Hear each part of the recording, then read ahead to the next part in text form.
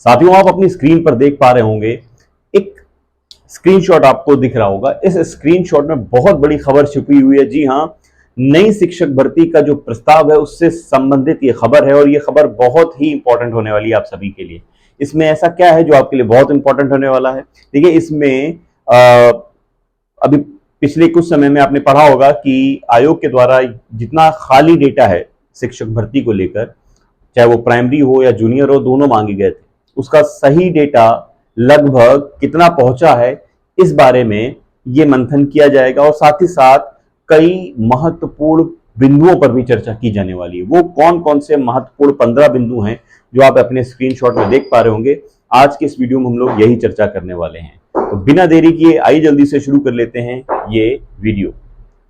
तो वीडियो शुरू करने से पहले मैं आप सभी से रिक्वेस्ट करूंगा कि वीडियो पूरा जरूर देखिएगा। अगर आप शिक्षक भर्ती से संबंधित अपडेट चाहते हैं तो वीडियो पूरा देखिएगा, और अगर आप हमारे चैनल में पहली दफा विजिट कर रहे हैं तो चैनल को लाइक करिएगा, वीडियो को लाइक करके चैनल को सब्सक्राइब करिएगा, और हाँ, अच्छा लगे तो शेयर भी करिएगा। देखिए, ये 15 पॉइंट क्या क्या हैं ये मैं अपने बोर्ड के थ्रू आपको समझाऊंगा। उसमें से आपके लिए 3 से 4 पॉइंट बहुत महत्वपूर्ण हैं, वही हम लोग इस पर डिस्कस करने वाले हैं। ठीक है, क्या क्या है जरा देखिए।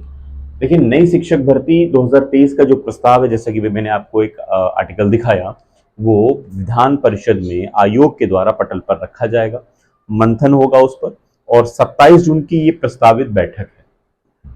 आज करीब 23 से 24 डेट हो चुकी है, और 27 जून मतलब आने वाले 3 से 4 दिनों में आप देखेंगे कि इस पर एक महत्वपूर्ण बैठक होने वाली है 27 जून को। और इस 27 जून की बैठक में क्या क्या बातों पर गौर किया जाएगा, ये इस आर्टिकल में साफ साफ लिखा हुआ। वो कौन कौन से महत्वपूर्ण बिंदु हैं, जिसमें से सबसे पहले तो ये खबर आने वाली, न्यूज़पेपर पर भी आने वाला है, ये आ गया था। और इसमें 2-3 इंपॉर्टेंट बिंदु हैं जो मैंने तीनों पॉइंट यहाँ पर लिख रखे हुए हैं कि नई शिक्षक भर्ती, जी हाँ, उसमें साफ साफ लिखा हुआ, आपने पढ़ा होगा। तो इसमें साफ लिखा है कि जो नई शिक्षक भर्ती है उस पर जरूर मंथन किया जाने वाला है, क्योंकि आप जान रहे हैं लगभग पिछले 5 सालों से, लगभग आज 4-5 साल हो चुके हैं, भर्ती कोई आई नहीं है। और भर्ती ना आ पाने का कारण ही यही है कि खाली डेटा आयोग तक सही पहुंच नहीं पाया। अब डेटा मांगा गया है, कितना, कहां पर कितनी सीटें हैं, ताकि अगली भर्ती में उसको कवर किया जा सके। एक सबसे महत्वपूर्ण बिंदु ये भी यहाँ पर है, ये जो बैठक होने जा रही 27 जून को, उसके 2 फैक्टर भी यही हैं। 2 फैक्टर ये है कि आने वाले आगामी इलेक्शन को अगर मद्देनजर रखा जाए, जो इलेक्शन होने वाले हैं, सेंट्रल इलेक्शन जो होने वाले हैं, उसमें जो मौजूदा सरकार है वो सेंट्रल में भी वही है और स्टेट में भी वही है। तो सेंट्रल गवर्नमेंट कतई नहीं चाहेगी कि उसका कोई भी नुकसान हो, इसलिए स्टेट गवर्नमेंट को कहीं ना कहीं वो ऑर्डर भी दे सकती है या ये सजेस्ट करेगी कि जो भर्ती पेंडिंग है शिक्षक या कहीं और, वो आगे रिलीज करे। तो पिछले 5 सालों में अगर वैकेंसी नहीं आई है तो ये उम्मीद करी जा सकती है वो जरूर निकलेगी। वो कितनी निकलती है इस पर ये मंथन है कि कहाँ कितने विभाग में कितने पद खाली हैं। ठीक है, और दूसरा एक बहुत पूर्ण ये भी है कि जैसे कि आज की ये खबर यही है कि विपक्ष अलग अलग एक यूनिटी बना रहा है, तो उस पर एक प्रेशर भी बिल्डअप होता है कि कहीं ऐसा ना हो कि वो इश्यूज उठा लें जॉब्स का और भी अलग चीजों का। तो उससे अल्टीमेटली फायदा स्टूडेंट को हो सकता है, क्योंकि शिक्षक भर्ती एक ऐसी भर्ती होती है जिसमें बल्क में जॉब निकलती हैं और इसका बहुत बड़ा यूज होता है, और इसका बहुत बड़ा फायदा होता है जो इनके लिए बात करता है। तो पिछले भर्तियों में आपने देखा भी होगा, है ना।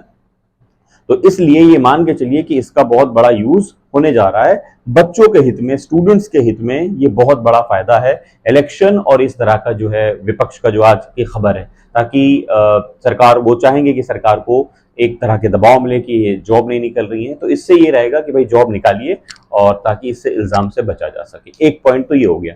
दूसरा पॉइंट समझिए यहाँ पर क्या है, विशिष्ट बीटीसी शिक्षक का मानदेय का बढ़ना। आप सेकंड पॉइंट यहाँ अगर जो आपके लिए पॉइंट है बहुत पूर्ण, वो मैंने यहाँ उठाए, बाकी अलग है। ठीक है, तो इसमें जो नेक्स्ट इंपॉर्टेंट पॉइंट है वो ये है कि जो विशिष्ट बीटीसी 2004 का मामला है, उनका मानदेय नहीं बढ़ पा रहा है उतना जितना होना चाहिए। तो उनका मानदेय कितना बढ़ाना चाहिए, ये इस बारे में भी बात होने वाली है इस मीटिंग के अंदर। अगर हम तीसरे पॉइंट पर बात करें तो यहाँ पर है शिक्षा जो मित्र हैं उनका भी मानदेय बढ़ना होगा।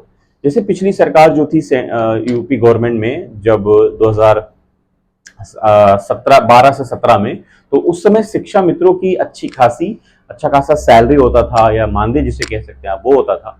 तो सब गवर्नमेंट बदली, तो उसमें उनका सैलरी या मानदेय जो है उनका कम हो गया। तो ये है कि अब उसमें उनके मानदेय कितना बढ़ाना है, इस पर भी चर्चा जरूर होने वाली, चूंकि इस पॉइंट में लिखा हुआ है। तो इन तीनों पर महत्वपूर्ण चर्चा होने वाली है, और ये महत्वपूर्ण चर्चा किसी न किसी तरह का फायदा, अल्टीमेटली फायदा आप स्टूडेंट्स को जरूर मिलने वाला है, अगर आप शिक्षा विभाग के किसी भी पद को हेल्ड करते हैं या उम्मीद करते हैं कि इस पद पर आप चयनित हों, तब भी आपके लिए खबर बहुत इंपॉर्टेंट है।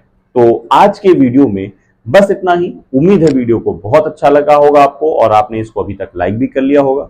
अगर आप हमारे चैनल में नए हैं, तो अब मैं इस तरह की अपडेट भी, शिक्षा से रिलेटेड जितना भी है, शिक्षा विभाग से रिलेटेड जो भी अपडेट आती रहेगी, वो आप तक पहुंचाता रहूंगा टाइम टू टाइम। इसके लिए आपको चाहिए कि आप जल्दी से चैनल को सब्सक्राइब कर लें, ताकि इस तरह की अपडेट भी आपको टाइम टू टाइम मिलती रहे। चलिए मिलते हैं ऐसी ही और अपडेट के लिए, तब तक के लिए जय हिंद।